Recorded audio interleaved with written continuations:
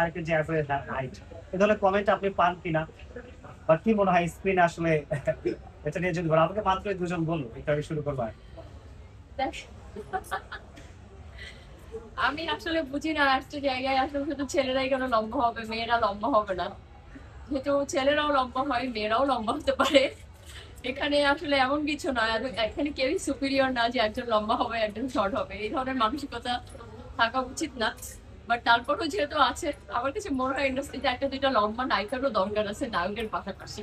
But যদি বাংলাদেশের প্রেক্ষাপটে চিন্তা করি, জি। বিষয়টা কি এমন হয়ে যেতে পারে না যে এমন দেখা গেল যে আপনার বিপরীতে যে নায়ক আছে সে আপনার থেকে খাটো হয়ে গেল, তখন? দেখেন, আমি তো আর পা কেটে ফেলতে পারবো না।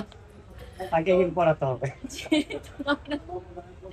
তাহলে নায়ককেই হিল পড়াতে হবে, আর তো কিছু করবার দেখছি না। আর রিয়েল লাইফে যেহেতু আপনি রকস্টারের ভক্ত, রিয়েল লাইফ নিয়ে একটু জানতে চাই যে মিথিলা রিয়েল লাইফে গান শোনেন কিনা, বা মিথিলার পছন্দের রকস্টার কারা, আমার পছন্দের রকস্টার, মানে কাদের গান শোনা হয়? আমার পছন্দের রকস্টার যদি আমি বলি তাহলে Elvis Priestley. I'm a big fan of him. এবং তার বাইরেও আছে Michael Jackson. he was he is still he actually living in our heart.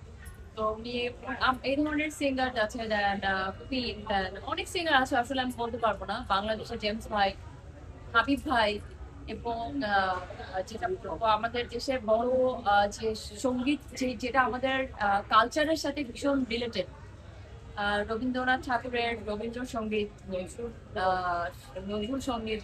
so যেখানে আমাদের দেশে এত বড় বড় মুভি আছে এবং যাদের গান আছে, তো সেই জায়গা থেকে আমার কাছে মনে হয় মিউজিক্যাল ফিল্ম আরো হওয়া উচিত। এবং এই ধরনের, সো দ্যাট ফিউচারে এত বড় বড় মানুষদেরকে নিয়ে আসলে সুন্দর বায়োপিক হবে, এটা আমার